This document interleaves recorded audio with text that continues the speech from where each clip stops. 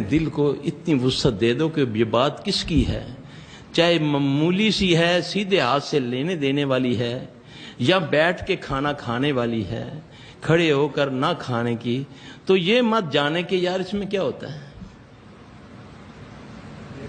یہ محمد صلی اللہ علیہ وسلم کی بات ہے، بات تو چھوٹی سی لگتی ہے، لیکن یہ دیکھیں کہ اتنی بڑے کی بات ہے۔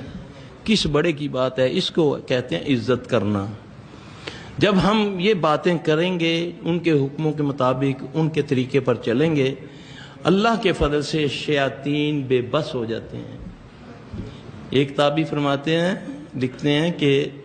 ایک دن میرا شیطان جو تھا وہ میرے سامنے آ گیا، کہنے لگا اللہ کا واسطہ اب تو بس کر دے،